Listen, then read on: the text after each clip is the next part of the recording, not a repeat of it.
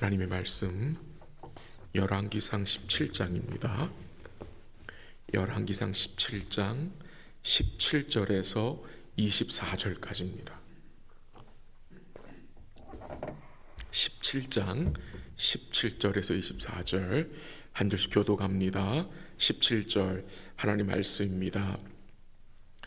이 일 후에 그 집 주인 되는 여인의 아들이 병들어 증세가 심히 위중하다가 숨이 끊어진지라.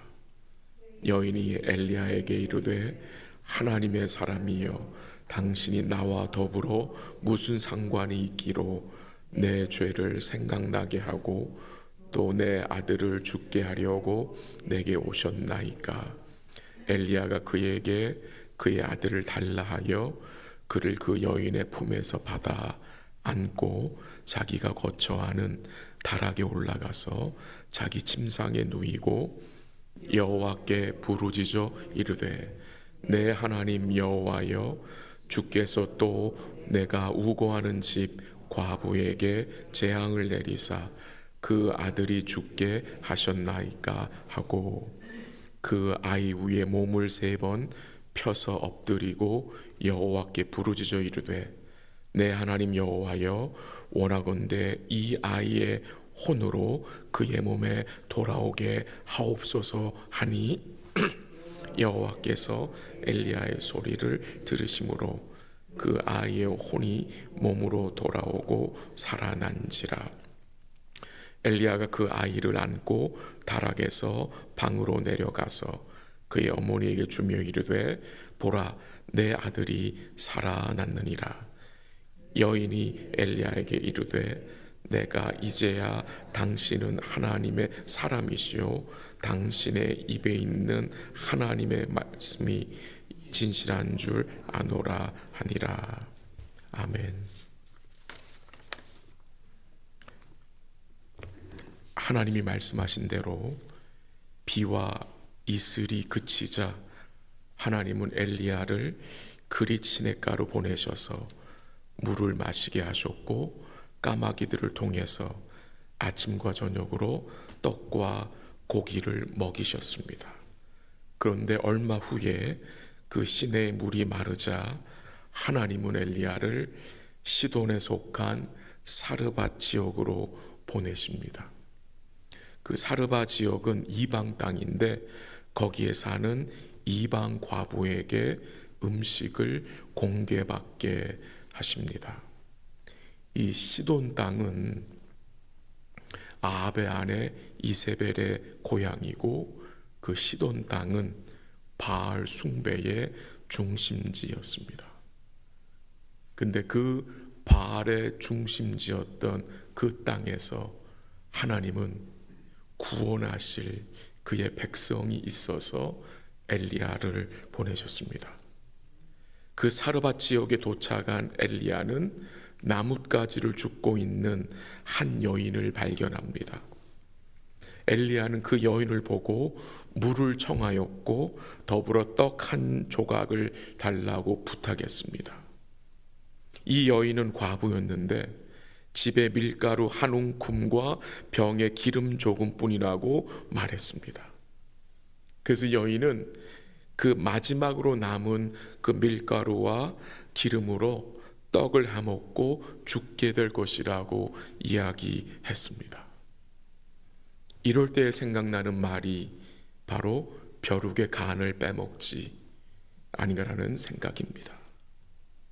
그 어려운 과부에게서 뭐 얻어먹을 것이 있다고 하나님은 엘리야를 그에게 보내시는 것입니까? 라는 생각이 들 수 있습니다. 아무것도 도움을 줄 수 없는 그 여인, 밀가루 한 움큼 남았어요. 병에 기름 조금 남아서 마지막 그거 해먹고 죽겠다는 여인에게 하나님이 엘리야를 보내셔서 무슨 말씀을 하셨습니까? 오늘 본문은 아닌데 한번 살펴볼까요? 14절 한번 읽어볼까요? 14절 열왕기상 17장 14절 시작. 이스라엘의 하나님 여호와의 말씀이 나 여호와가 비를 지면에 내리는 날까지 그 통에 가루가 떨어지지 아니하고 그 병에 기름이 없어지지 아니하리라 하셨느니라. 하나님이 엘리야를 통해서 이 여인에게 놀라운 약속의 말씀을 하십니다. 내가 비를 이 땅에 내리는 날까지 그 통에 밀가루가 떨어지지 아니하고 그 병의 기름이 떨어지지 아니하리라. 하나님이 엘리야를 이 여인에게 보낸 것은 이 여인에게, 그 여인의 아들에게 이 구원의 은혜를 베푸시고자 보내신 것이고요, 동시에 엘리야에게는 더욱 하나님의 보호하심과 공급하심만을 의지하고 살아야 함을 깨닫게 하기 위함입니다. 결국 이 여인이 그 남은 밀가루와 그 남은 그 조금 그 기름으로 어떻게 합니까? 작은 떡 하나를 만들어 가지고 엘리야에게 가져옵니다. 그리고 그 일 이후에 어떤 일이 벌어집니까? 하나님이 엘리야를 통해서 말씀하신 것 같이 그 밀가루와 기름이 그 통과 병에서 떨어지지 않았다는 것입니다. 떨어지지 않았어요. 이런 과정을 통해서 무엇을 깨닫게 되었겠습니까? 살고 죽는 것이 떡에 달린 것이 아니라 하나님께 달려 있음을 엘리야도 또 이 여인도 그 여인의 아들도 배우게 되었을 것입니다. 근데 오늘 본문에서 어떤 일이 벌어집니까? 이 여인의 아들이 병들어 죽게 되었다는 것입니다. 이 여인에게 이 아들은 어떤 아들이었겠습니까? 남편 같은 아들이었을 것입니다. 물론 이 아들이 나이가 얼마인지 모르겠지만 어린 아들이었을 것입니다. 젊은 아들이었을 거겠죠. 남편과 같은 아들이었을 것입니다. 이제 막 간신히 어려움을 모면한 이 과부에게 이번에는 또다시 더 큰 어려움이 생깁니다. 그렇게 없는 중에도 하나님 인정하고 하나님의 사람 엘리야를 향하여 섬긴 이 여인에게 또다시 더 큰 어려움이 찾아옵니다.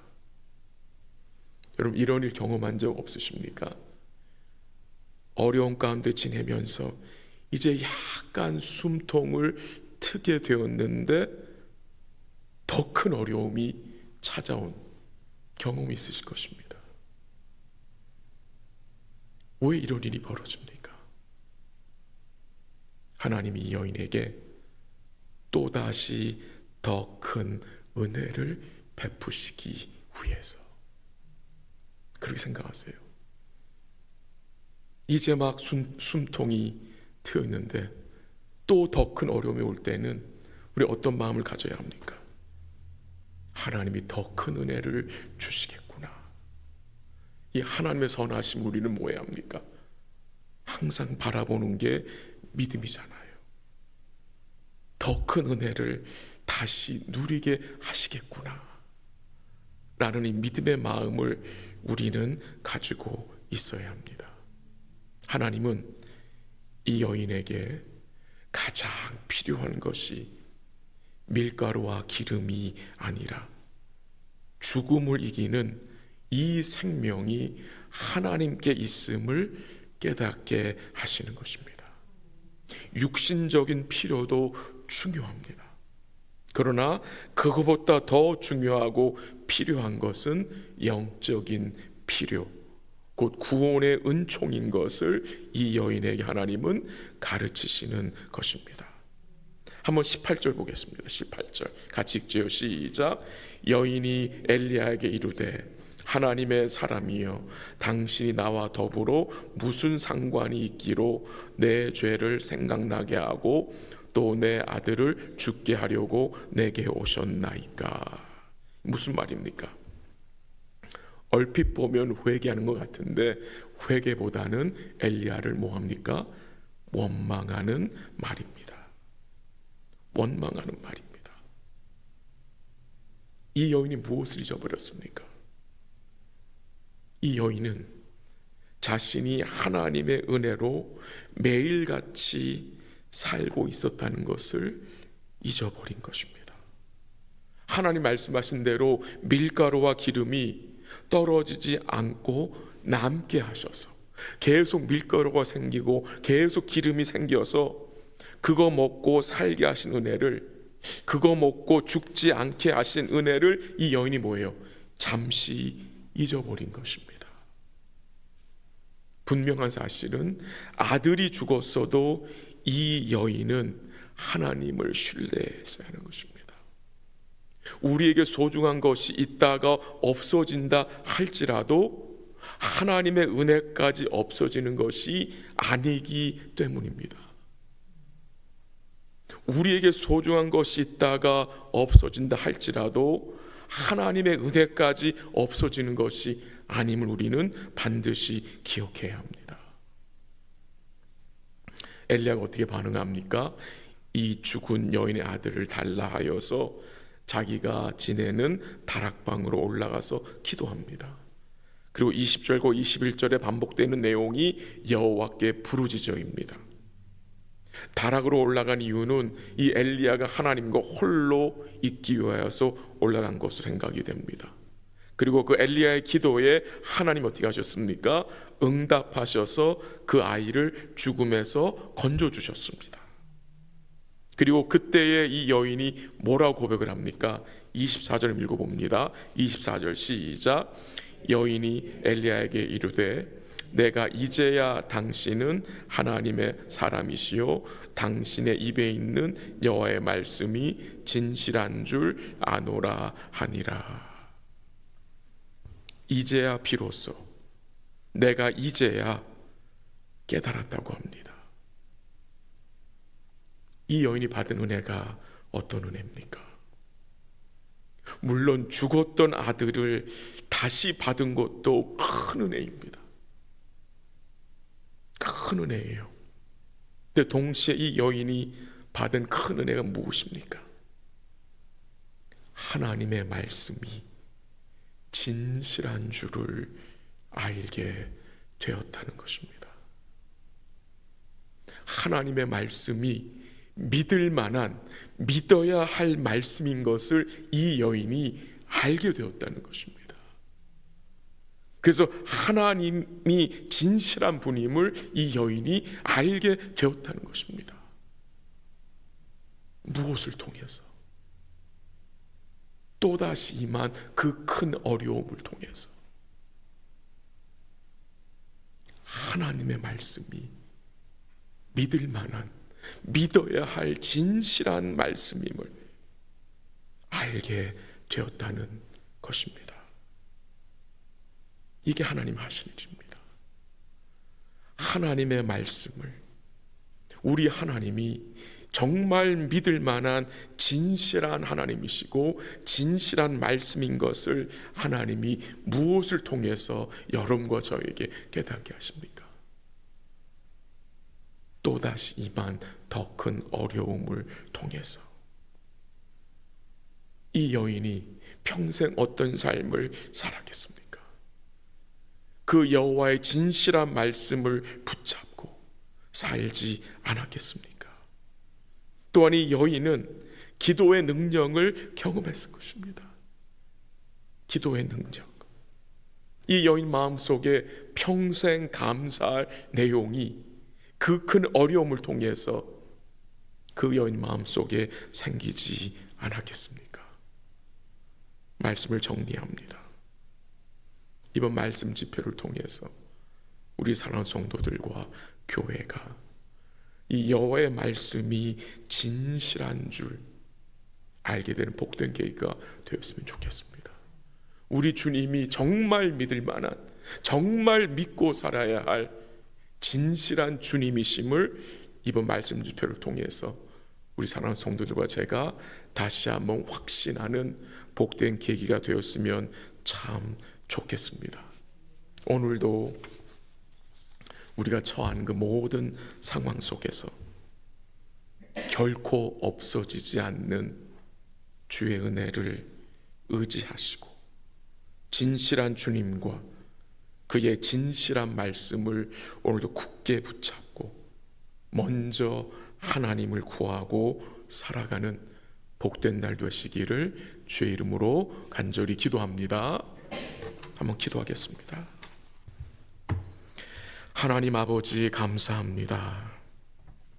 또 이 아침에 저희들을 깨우시고 주님 앞에 나와서 말씀을 읽고 함께 기도하게 하심에 감사합니다.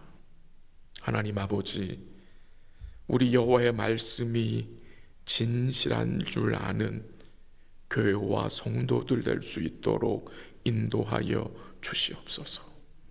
우리 삶에 또다시 더 큰 어려움이 임하는 것은 하나님이 더 큰 은혜 주신다는 그 하나님의 선하심을 오늘도 우리가 기억하고 우리가 처한 모든 상황 속에서 결코 예수님 안에서 없어지지 않는 주의 은혜와 긍휼과 사랑을 의지할 수 있도록 우리의 마음을 붙들어 주시기를 간절히 기도합니다.